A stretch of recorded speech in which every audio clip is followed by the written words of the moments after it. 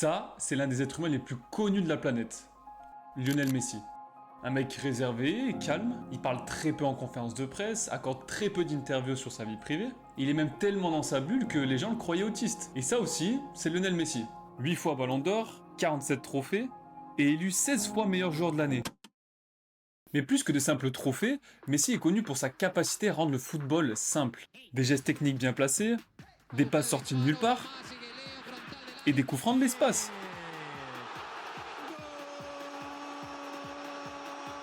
Tout ça en fait un joueur exceptionnel. Et pourtant, du haut de son mètre 70, Messi n'est pas le joueur le plus technique, ni le plus rapide, et encore moins le plus physique. Mais s'il y a bien une chose dans laquelle il excelle en particulier, c'est sa capacité d'analyse. He's always like this. He's always moving. Maintenant, si je te disais que les personnes comme Lionel Messi, calmes, discrètes, comprenaient mieux les gens que n'importe qui, est-ce que tu me croirais? Ok. Pour te prouver ça, je vais avoir besoin de toute ton attention. Tu vas devoir faire preuve d'imagination et bien visualiser la scène que je vais te décrire. C'est une scène de cours classique qu'on a tous déjà vécue, mais je vais volontairement pas mettre d'image pour que tu puisses bien comprendre. Alors allons-y. Imagine une scène dans une classe lambda. La rumeur circule que bientôt il pourrait y avoir un contrôle, probablement la semaine prochaine. Les regards s'échangent, les murmures s'installent, et face à ça, le professeur, fidèle à ses habitudes, entretient volontairement le flou. Il parle de bien réviser, de maîtriser le cours, mais ne parle pas d'un éventuel contrôle. Et dans cette scène, on va se concentrer sur deux élèves en particulier. Le premier type est un profil plutôt sociable, il est à l'aise à l'oral et plutôt extraverti. Le second se montre plus timide, plus réservé, plus discret. Dans cette situation, le premier, donc l'extraverti de la classe, se lève de sa chaise en plein cours et bombarde le professeur de questions, histoire de savoir s'il y aura bien un contrôle la semaine prochaine. Et malgré toutes ces questions, le professeur ne dit toujours rien. Alors l'élève extraverti interprète le silence du professeur comme une victoire, pensant que ses réponses floues sont le signe que le contrôle n'a pas été préparé, et que s'il l'avait préparé, il les aurait logiquement prévenus. Puis l'élève extraverti décide de se rasseoir. Au même moment, pendant que tout le monde se rassure porté par l'assurance de l'élève extraverti, un autre regard reste en retrait. Assis au premier rang, tout à droite, l'élève plus introverti observe la scène en silence. Chaque détail de la situation est analysé, l'ambiance de la classe, la question des élèves, et surtout, les réactions du professeur. Allant du simple ton au moindre geste. Mais sans même avoir prononcé un seul mot, l'élève introverti pense aussi avoir la réponse. À ton avis, qui pense avoir raison? L'élève extraverti avec ses innombrables questions posées au professeur, ou bien l'élève introverti qui a analysé toute la scène? Mais avant de te répondre, laisse-moi t'expliquer ça.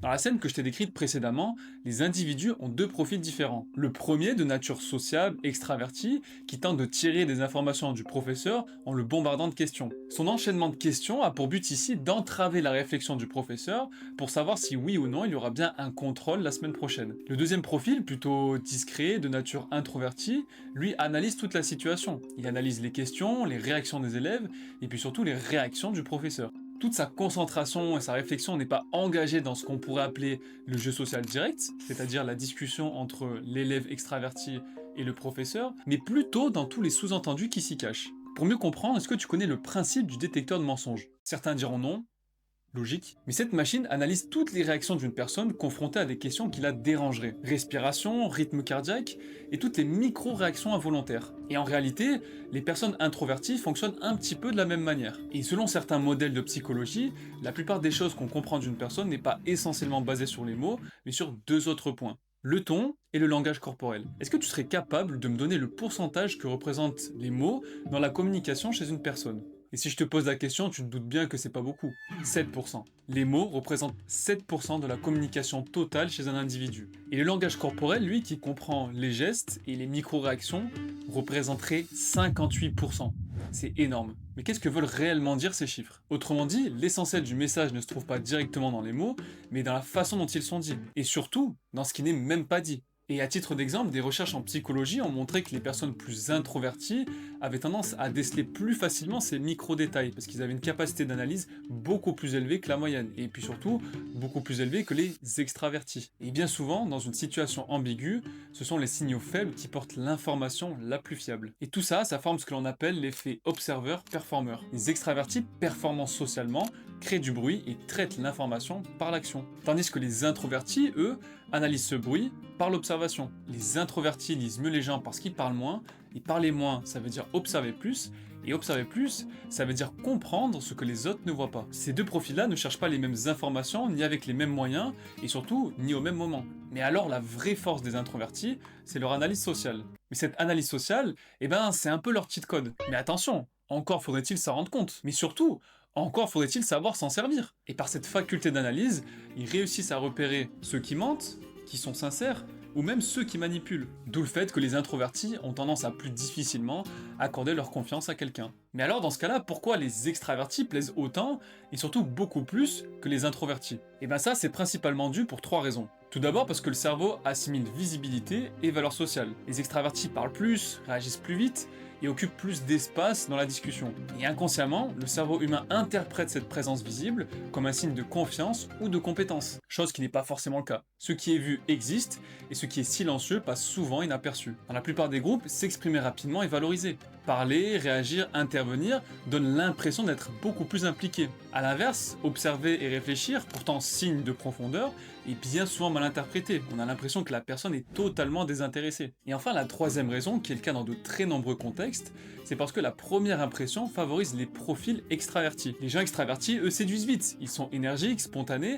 et ils arrivent à créer très rapidement du lien avec n'importe qui. Les introvertis, eux, à l'inverse, se révèlent un petit peu plus lentement. Ils laissent d'abord les autres s'exprimer avant de se révéler eux-mêmes. Et globalement, les personnes extraverties ne plaisent pas forcément plus, mais ils plaisent beaucoup plus rapidement. Et si je te disais maintenant qu'être une personne introvertie, c'est pas un signe de faiblesse, c'est une vraie arme. Que les gens qui restent souvent dans leur coin sont ceux qui comprennent tout avant tout le monde. Ton calme, ton silence, ta réflexion, c'est pas forcément de la timidité. C'est ce qu'on pourrait appeler tout simplement de la clairvoyance. Et ce qui est le plus fou là-dedans, c'est que les gens qui sont introvertis, eh ben, ils savent même pas qu'ils ont super pouvoir.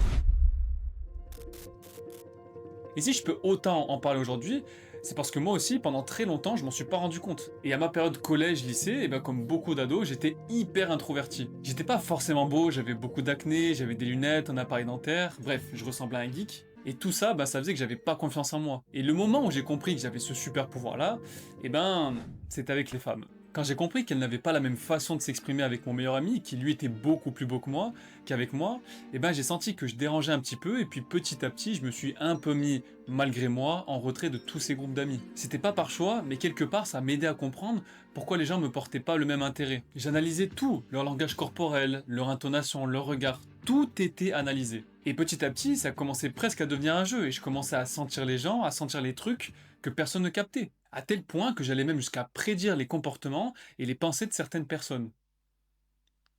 Comment ça? Ah bon, tu me crois pas? Ok.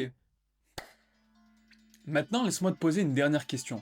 Est-ce que t'as vraiment compris le sens de cette vidéo? Et si ce que t'avais compris de cette vidéo, c'était qu'une partie de l'histoire? Au début de cette vidéo, je vous ai demandé de bien vous concentrer pour imaginer la scène entre les deux élèves différents. Mais dites-moi la vérité. Vous avez imaginé 2 garçons, n'est-ce pas? Alors que je n'ai jamais précisé leur sexe. Ensuite, quand j'ai parlé de l'élève qui bombardait le professeur de questions, comment l'avez-vous imaginé cet élève? Probablement au fond de la classe, quelqu'un de perturbateur, virulent, voire agité, alors que je n'ai mentionné aucune de ces informations. Et l'autre élève au premier rang, calme, silencieux, qui observe la scène, comment l'avez-vous imaginé? Vous l'avez probablement imaginé avec des lunettes, studieux, presque cliché, un petit premier de la classe. Alors que je n'ai jamais mentionné aucun de ces mots. Et c'est là que ça devient intéressant. Pendant toute cette vidéo, vous avez peut-être tenté d'analyser mon intonation, mes mots, mes gestes, peut-être même sans vous rendre compte. Mais si je vous disais que c'était moi qui vous avais analysé depuis le début? Parce que votre cerveau complète les zones de flou avec vos propres biais, vos propres images, et même vos propres préjugés. Et volontairement, j'ai donné aucun détail pour aider votre imagination, et pourtant, j'ai pu prédire ce que vous allez penser. Et c'est exactement ça, la vraie force des introvertis. Tout ce que vous avez imaginé, vous l'avez imaginé seul. Et ça, je l'avais prévu depuis le début. Alors si cette vidéo t'a fait réfléchir, si cette vidéo t'a fait voir les choses différemment, dis-le moi en commentaire, je kiffe trop lire vos retours. Et surtout, abonne-toi si tu veux d'autres vidéos qui te retournent le cerveau. C'était Dime, en version Dime, prenez soin de vous et de votre mental. Ciao!